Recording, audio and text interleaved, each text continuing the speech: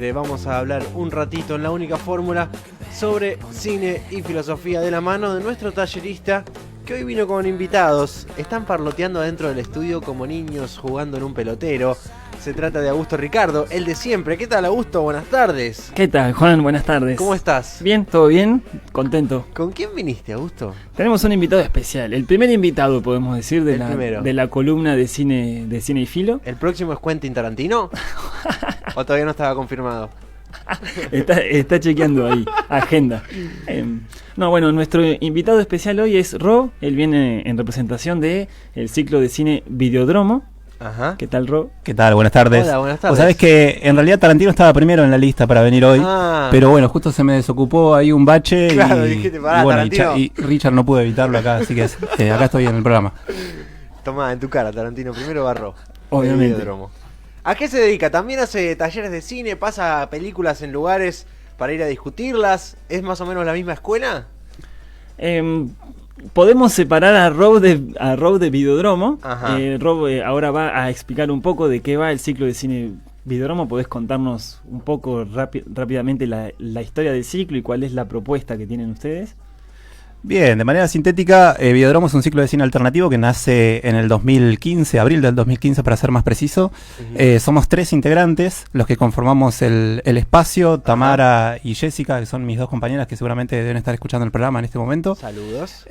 Nacemos en un centro cultural, proyectando películas. Esta propia categoría, digamos, en la cual el ciclo se enmarca, que es la de ciclos de cine alternativos, un poco da cuenta del perfil de nuestro espacio. La idea es pasar películas que no tienen quizás tanta circulación en términos de por supuesto, ausencia absoluta en las salas comerciales, pero muchas veces ni siquiera presencia en otros espacios del mismo perfil. Entonces la idea es un poco indagar en distintas geografías, en distintos autores y en distintas épocas para recuperar películas, si se quiere, de culto, y poder darle pantalla y poder también dar un espacio que sea susceptible para promover la problematización también sobre la relación entre el espectador y el audiovisual y demás.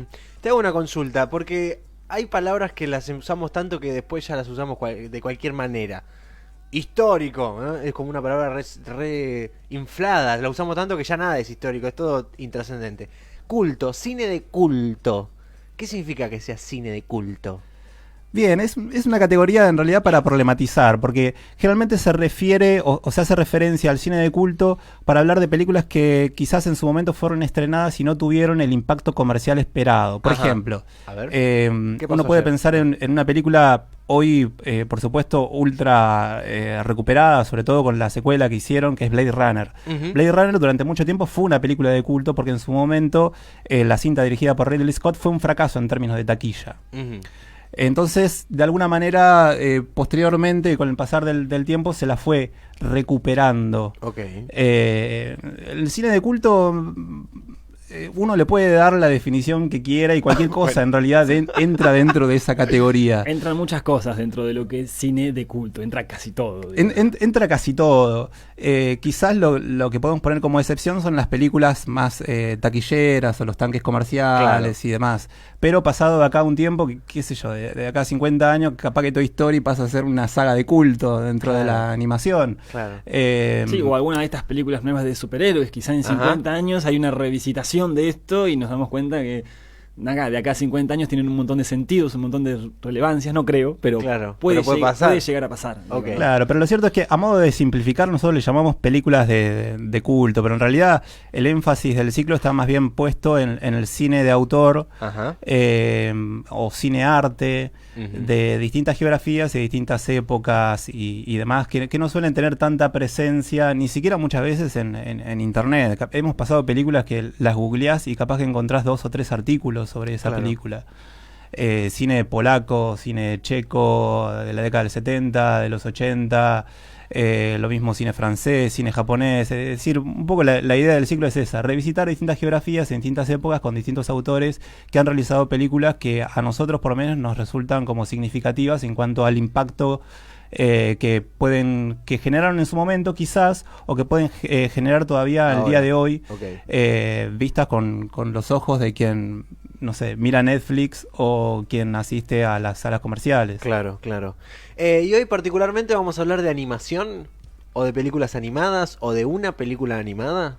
Hoy vamos a hablar de varias películas animadas, Okay. o de animación en general, porque Videodromo está organizando un especial de cine animación. De hecho, ya vienen haciendo especiales de animación este año. Por especial de animación entendemos un encuentro en el cual se van a proyectar distintos cortos animados, y hoy particularmente en la función que tienen en el Dardo Rocha, que es la función habitual de Videodromo de los jueves a las 7:30 de la tarde, van a pasar una película que se llama El Planeta Salvaje. Ahora Rob va a contar, así que la idea era invitarlo para conversar un poco sobre qué es cine de animación, qué entendemos por cine de animación, por qué han elegido estas películas y por qué están pensando en ciclos, en especiales de cine animación. Bien. Yo te quería preguntar, Juan, antes ya de meternos de lleno, sí, porque siempre me interesa saber. Cambiamos el rol.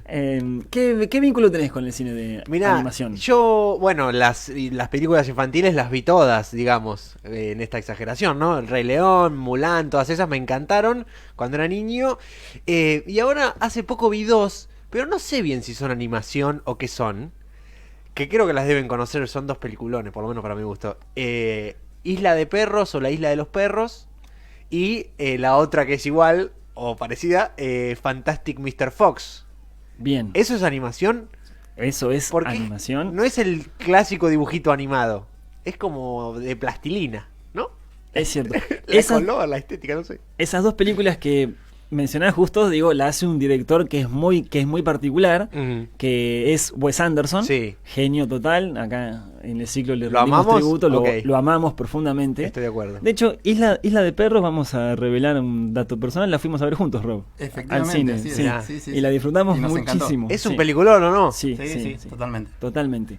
Y Wes Anderson es un... Vos sabés que en general ocurre que las personas que hacen cine de animación o hacen películas animadas se dedican a eso. Claro. Es decir, hacen películas animadas a lo largo de toda su obra. No es el caso de Wes Anderson.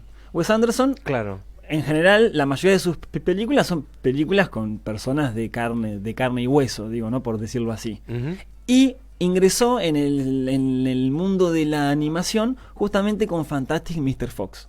Y después, bueno, hizo Isla de Perros, que es su última película. Pero es muy interesante el punto. Lo primero que vos me decís cuando yo te pregunto más o menos qué vínculo tenés con el cine de animación, que es justamente decir, bueno, las pelis infantiles las vi todas. Claro. ¿No? Este vínculo rápido, instantáneo, rápido, que hacemos entre el cine de animación y las películas infantiles. Sí. Entonces, a mí me parece un poco que hay que problematizar eso, porque eso deja de lado. Es cierto, digo, que hay muchas películas de animación que van dirigidas a un público infantil, aunque siempre hay que hacer el paréntesis, ¿no? Porque en verdad lo que nosotros entendemos por cine infantil no está en realidad nunca dirigido exclusivamente a un público infantil. En general, desde Toy Story a cualquier otra de las películas, digo que uno piensa para chicos.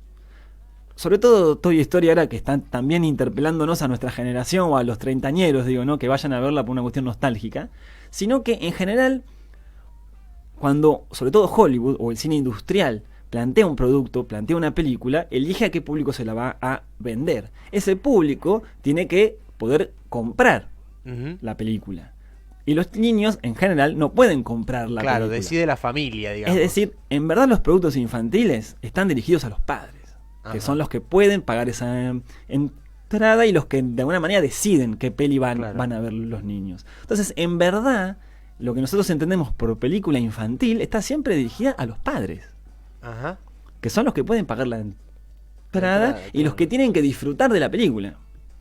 ¿También? Independientemente de que la tienen que disfrutar los niños también. Ok. Digo, ¿no? Pero más allá de esto que podemos decir entre paréntesis, es interesante empezar a pensar que hay todo un mundo de la animación que no está dirigido a un público infantil o no está solamente dirigido a un público infantil. Sí, y esa ha sido una pelea también dentro del mundo de la animación, el hecho de poder quebrar esa frontera y decir, bueno, las películas o el género de la animación no está dirigido exclusivamente a un público infantil, sino que la animación puede potencialmente abordar muchísimos temas de una enorme complejidad, temas filosóficos, temas sociológicos, abordar el campo de la política, abordar, no sé, la sexualidad, abordar un montón de cuestiones. Y a lo largo de la historia esto ha dado como muchos conflictos.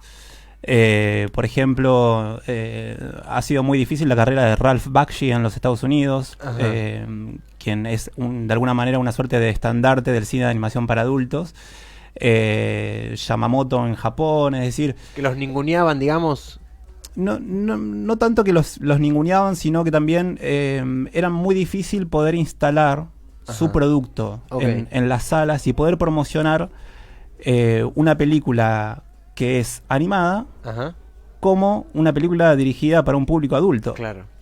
Entonces, Bakshi, por ejemplo, aborda en sus películas temas como la sexualidad, las drogas, la delincuencia, los bajos fondos norteamericanos, una especie de Scorsese de la animación, digamos, del Scorsese de sus primeros años.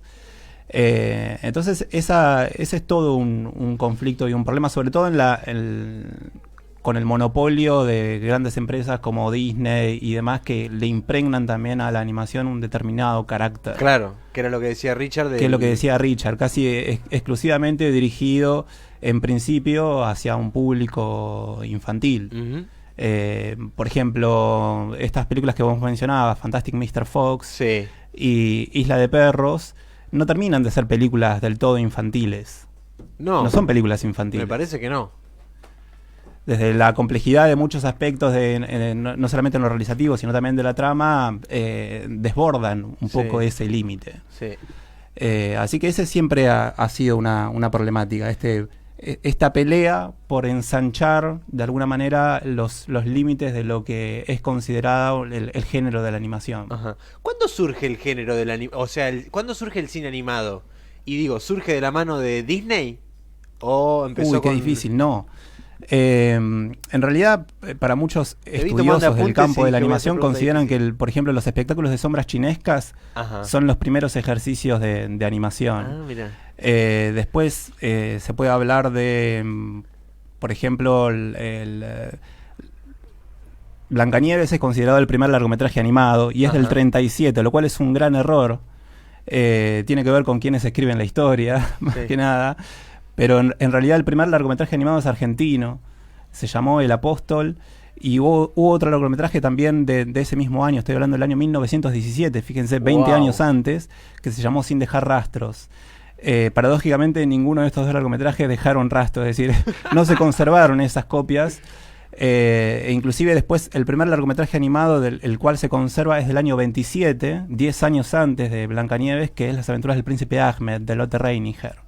Una película animada, hecha también emulando esta cuestión de las sombras chinescas, es una adaptación de Las Mil y una Noches, todo hecho con siluetas recortadas a mano, en papel. Es increíble la película. Artesanal. Un trabajo artesanal puro. Nosotros en su momento, hace un par de años atrás, tuvimos la oportunidad de proyectarla, musicalizada en vivo por la banda Stepa Central Soviética, y fue, la verdad, una maravilla.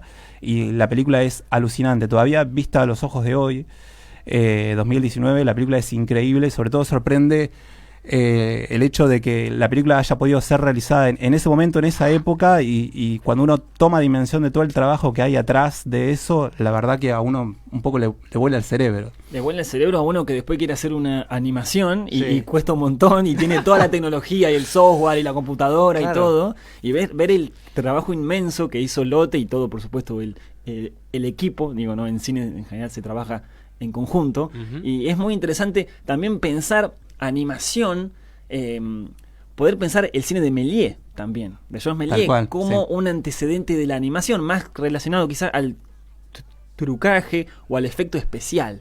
Digo, en cine, en la vida también nunca se sabe cuándo comienzan las cosas, porque depende siempre quién las cuente. No, y cuando alguien dice, esta es la primera película, siempre hay que poner ahí un signo de sospecha, digamos, sobre lo que está diciendo, porque es muy difícil de determinar, porque está la cuestión de, por empezar, quiénes son los verdaderos autores, qué es lo que se conserva, qué es lo que no, etcétera.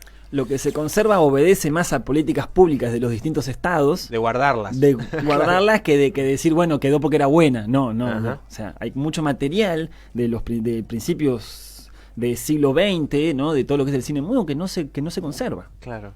Y eso tiene mucho que ver también con con el propio vínculo que los países o los consumidores de un país van a tener con su propia historia del cine. Digo, esto estoy yendo un poco de tema, pero ¿por qué de repente Chaplin es un ícono del cine y todos conocemos a Chaplin?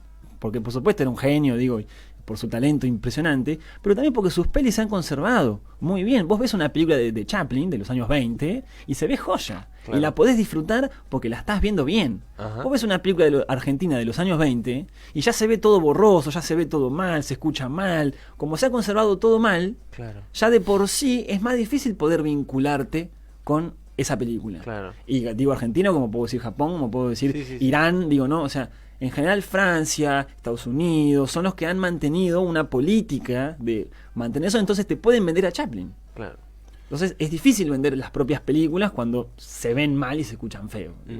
Claro, acá particularmente las políticas de conservación en torno al cine han sido horrendas y lo continúan siendo también en parte. Mencionamos a Chaplin recién. Justo nosotros hace un par de semanas atrás organizamos un especial dedicado al stop motion. Sí. Y indagando un poco en las técnicas y demás, descubrimos un animador, un comediante de aquellos años, de los años 20, de la época del cine mudo, que se llamó Charlie Bower. Ajá. Bastante eclipsado por la figura de Chaplin, en la que Richard hacía mención recién, pero también a la figura de Buster Keaton, o en menor medida también Harold Lloyd. Un personaje totalmente desconocido, del que yo por lo menos no tenía referencia alguna. Y varios de sus trabajos se consideraron perdidos durante mucho tiempo. Los libros de historia, por supuesto, no hacen mención alguna de este personaje, y hace algunos años nomás atrás se encontraron unas latas en Francia de estos trabajos, y quienes lo encontraron básicamente es como que inmediatamente pusieron manos a la obra como para que ese trabajo fuera restaurado, y es increíble. O sea, el personaje que interpreta este comediante es el de un científico, un tipo que se dedica a la invención de objetos, es un inventor, y que constantemente en muchos de sus trabajos apela a introducir elementos de animación hechos con la técnica del stop motion. Es increíble de ver. Es verdaderamente notable. No, yo no lo conozco. Por ejemplo, hago mi culpa acá. Sí, algunos de sus trabajos pueden encontrarse fácilmente en YouTube y todo, que han sido subidos y demás. Nada, increíble la figura. Por ahí carece el personaje del carisma de estos grandes de la comedia de los años 20, pero sí resulta como muy admirable el hecho de que haya logrado introducir, y de manera también como bastante fluida, bastante natural, estos elementos de animación en stop motion en sus cortometrajes. Claro. Después el tipo se dedicó a la animación más tradicional y demás. Todo el tiempo se encuentran cosas viejas nuevas, ¿no? O sea, cosas que, como decís vos, las latas que aparecieron en Francia, menos mal que las vio un ojo medio prudente que supo decir esto es valioso, guardémoslo, porque si capaz que chao al tacho, que está juntando tierra. Es cierto, es un trabajo interesante y hermoso, y por suerte lo hacen para que nosotros podamos acceder a eso, y para que, por ejemplo, ciclos de cine como Videodromo puedan hacer el ejercicio también de proyectarlas, de conseguir ese material en buena calidad. Digo, porque quizá vos decís, como ahora vamos a hablar un poco de El Planeta Salvaje, que es la película de hoy. A lo mejor vos te bajás esa película en tu casa y no la ves, porque o la ves un rato, o la ves mientras estás haciendo otra cosa, distraído, qué sé yo. Entonces, poder disfrutar de la posibilidad de verlo en pantalla grande, que se escuche bien, que se vea bien, tener esa experiencia real, digo, es muy interesante, y es un trabajo hermoso. Sí, no solo eso, sino también que apostamos al hecho del cine como un espacio de encuentro social. Ajá. Entonces, el hecho de estar en una sala de cine junto a muchas otras personas, enfrente de esa pantalla, con las luces totalmente apagadas, no sé, hay como algo mágico también en ese encuentro, en ese ritual de poder disfrutar de una obra acompañado de otras personas que muchas veces no conocemos, que tienen otras miradas, que seguramente uno como espectador se está deteniendo en determinados detalles, en determinadas cuestiones, y el que está al lado por ahí le está prestando atención a otras cosas totalmente distintas, lo cual después se explota todavía mucho mejor cuando uno tiene la posibilidad de realizar una instancia de debate también y de intercambio en torno a la película. Claro. Bueno, si quieren nos metemos de lleno en El Planeta Salvaje, o La Planète Sauvage, no sé francés, por si quedaban algunas dudas. Película del año 73 dirigida por René, si es francés se tiene que llamar René, Laloux. ¿Se dirá así? ¿Laloux? ¿Laloux? Yo le digo René Laloux.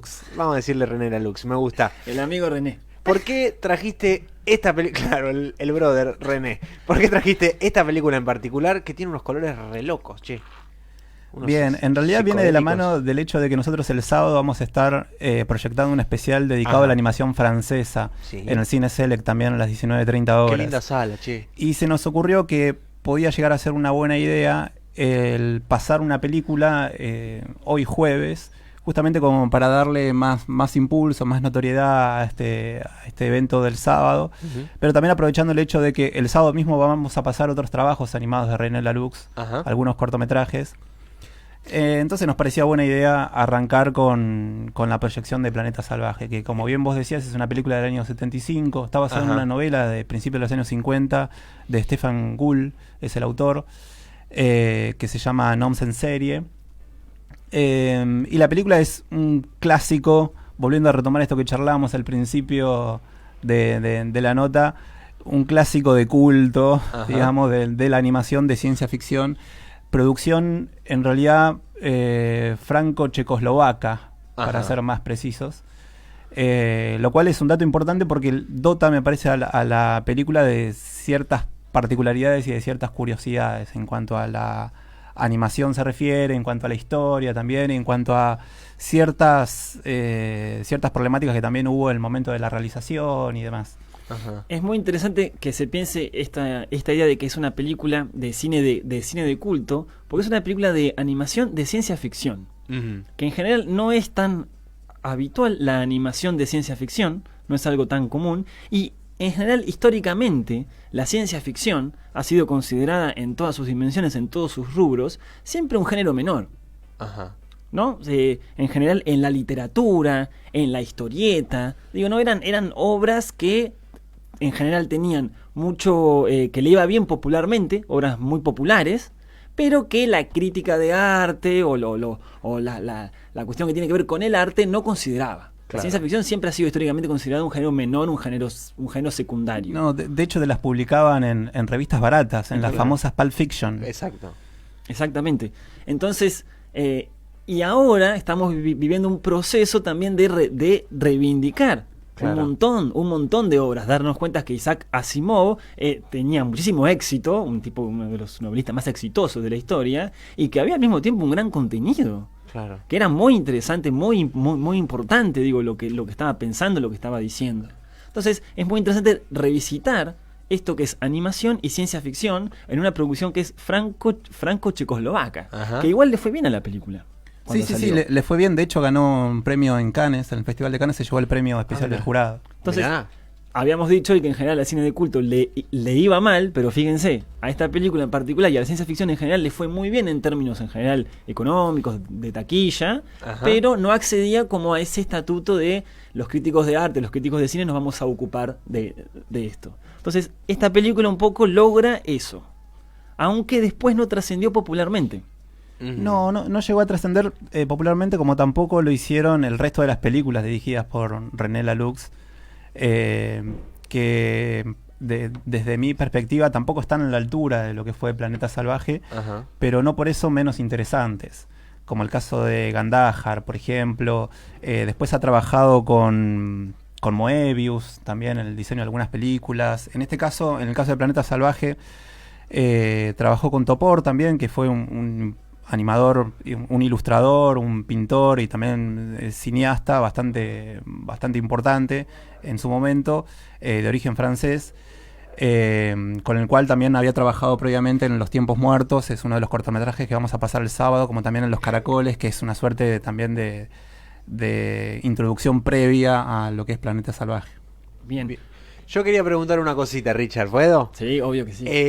¿Qué tiene de valioso el Planeta Salvaje en el año 2019? Una película que tiene tantos años de vida. Digo, hoy vos decís, ¿la miramos y todavía tiene sentido que la miremos? O quizás tenga más sentido que la miremos ahora que mirarla en los 70. Digo, ¿qué le ves de actual? Mira, la película en realidad tiene una trama que es de alguna manera susceptible de varias interpretaciones. Cuando se trata de películas con tramas un tanto ambiguas, generalmente existe el espacio como para que uno las pueda resignificar, independientemente de la época en la cual la esté viendo. En su momento se la vinculó mucho al tema de la Guerra Fría y al entendimiento entre estas dos grandes potencias, el bloque soviético y los Estados Unidos, y la apuesta por el diálogo.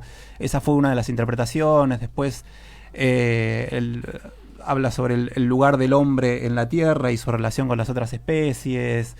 Yo creo que habilita a muchas lecturas, y hoy creo yo, y esa es un poco la apuesta nuestra desde el ciclo, nos puede interpelar también desde otros lados. Entonces yo creo que la película, por ese aspecto, tiene sentido seguirla viendo hoy, pero también por el hecho de ser una película que es distinta. Hoy, por ejemplo, salió publicada una nota que nos hicieron en el diario El Día en relación justamente a la proyección de Planeta Salvaje y el especial de animación francesa, donde el eje, el énfasis estaba puesto en el monopolio que ejercen hoy sobre las carteleras comerciales, particularmente, sobre todo acá en Argentina, monopolios como Disney. Sí. Disney, entiéndase con eso, Marvel, Pixar, Lucasfilms y todo lo que tiene Disney. Creo que Disney compró hace poco tiempo la Fox. Sí, también. Ya se compró todo el mundo. No terminamos más y tenemos que dar cuenta del patrimonio Disney. Sí. Pero lo cierto es que este monopolio también sobre la oferta ejerce también un monopolio sobre el contenido a ser visto y las formas de ver. Instaura una forma de ver dominante y de entender el cine y de entender la animación. Entonces, un poco la apuesta del ciclo en todos los terrenos, pero bueno, particularmente el aspecto que nos compete hoy tiene que ver con la animación, es el de establecer ahí una pequeña brecha y decir, bueno, hay otras formas de hacer animación, hay otras formas de ver cine y de entender el cine. De manera tal de poder ensanchar estas formas de relacionarnos con el audiovisual y también pasar a problematizarlas también un poco. Bien.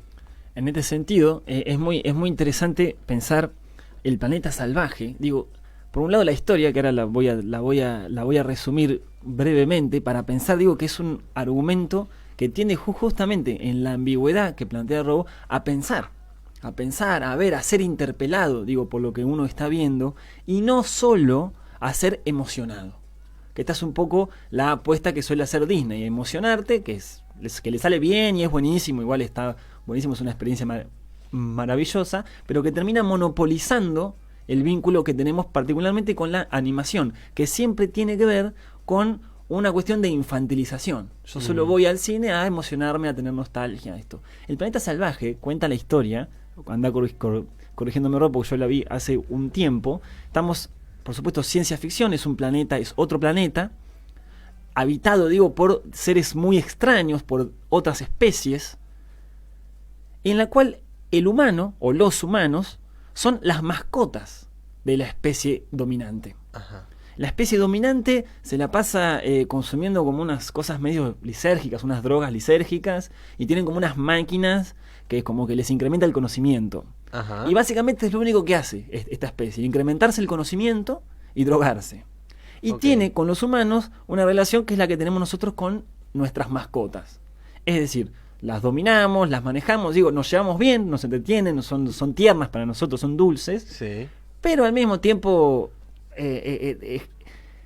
nos vinculamos en la medida en que ejercemos la dominación, digo, ¿no? Con esas mascotas. Entonces la peli plantea, a partir de uno de los humanos que logra escaparse, toda una trama de rebelión, de revolución. Se apoderan de esa máquina, empieza a inyectar conocimiento a los otros humanos, y ahí comienza como la tarea revolucionaria. Claro, ahí está el conflicto, digamos. El problema cuando ya no se puede sostener esa dominación. Exactamente. Entonces, fíjate, yo te lo cuento así y es interesante. Es interesante. 2019, en términos de especismo, en términos de control mediante el conocimiento, digo, cosas que hemos charlado mucho acá en la columna de Cinefilo, ¿verdad? Entonces plantea relaciones de poder, todo en una película que es animada, digo, algo que uno no suele ver. Qué interesante, che. Sí, totalmente. Y bueno, en el especial de animación que vamos a estar organizando el sábado, vamos a pasar, como dije anteriormente, algunos trabajos de René Laloux, aparte de este largometraje animado. Mencioné ya Los tiempos muertos, Los caracoles, pero también vamos a pasar obras de Michel Ocelot y también obras de distintos autores que, si bien provienen de otras geografías, provienen de otros países, realizaron buena parte de sus trabajos en Francia. Bien. Por ejemplo, Regina Pessoa, que es una directora portuguesa, pero que dirigió en Francia, que nosotros tuvimos la oportunidad de proyectar en un especial que dedicamos al vampirismo en el cine, uno de los trabajos de Regina Pessoa, que es Cali, el pequeño vampiro. Cali, el pequeño vampiro, qué lindo cortometraje. Una belleza, una pieza de arte que se consigue por YouTube. Digo, si lo buscan, lo van a poder conseguir.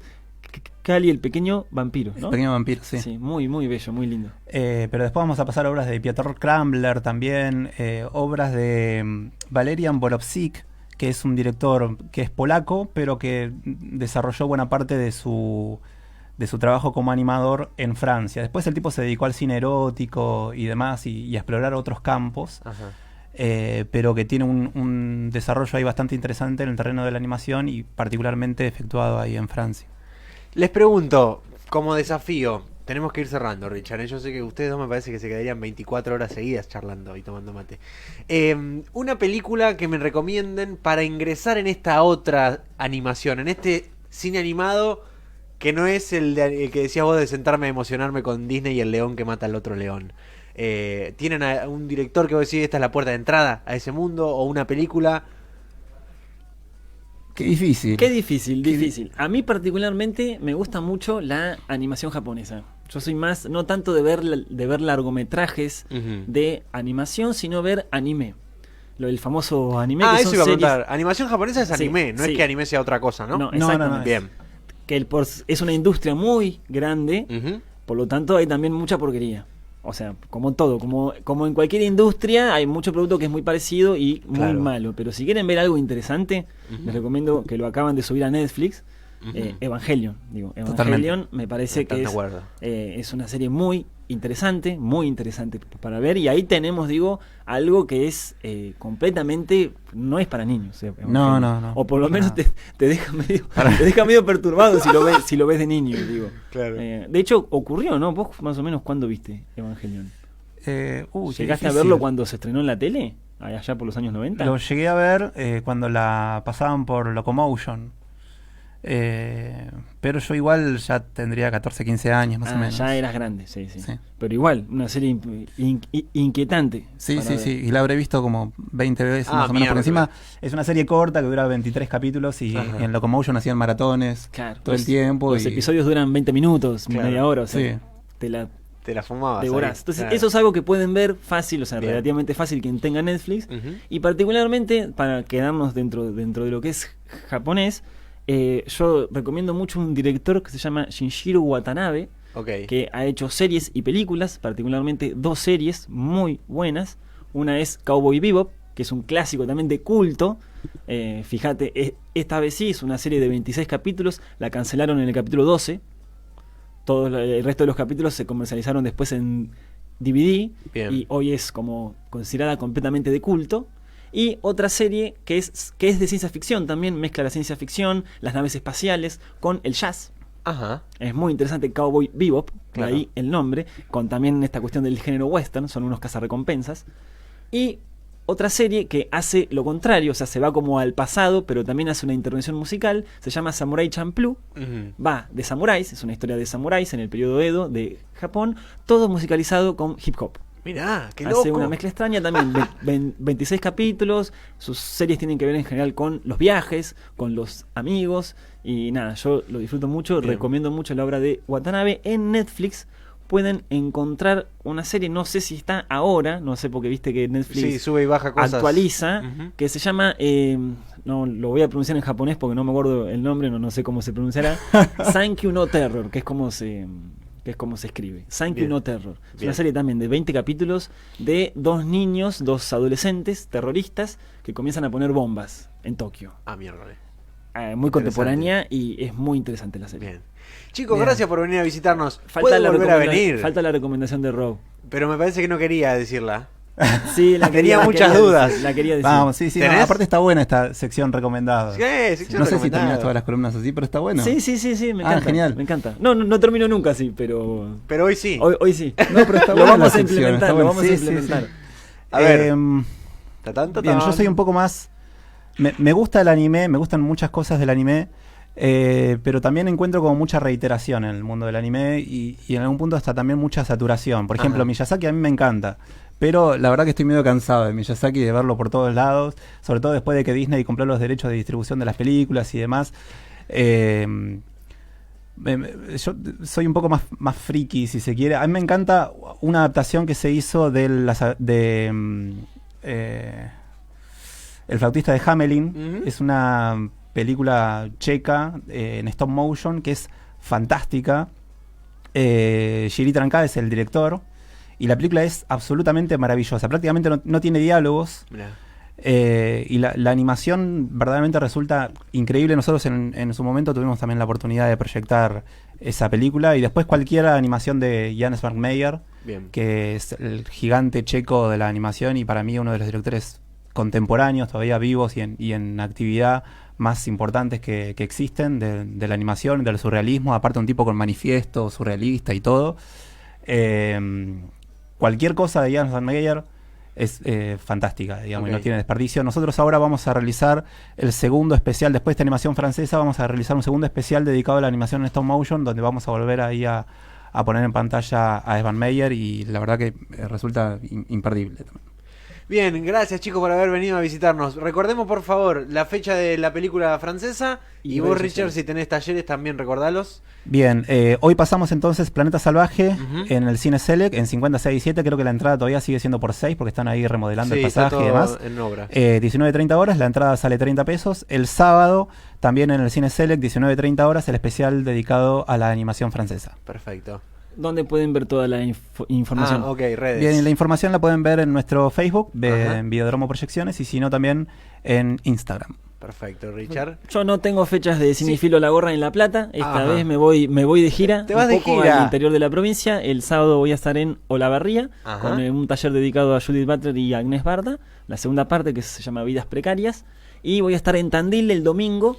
Voy a estar con el taller que ya conversamos la otra vez sobre la risa. Bien. Yo te voy a decir que lo tenés que traer de vuelta, porque es muy interesante verlos a los dos jugar y hablar de cine. Taller de Cine y Filosofía de La Única Fórmula, 14:48 de la tarde. Tenemos que ir a la tanda y nos tenemos que despedir. Muchas gracias por haber venido. Una vez más, Richard, hasta el jueves que viene. Gracias. Radio Única 2019, La Plata, 87.9 MHz, la primera del dial. Son del rock.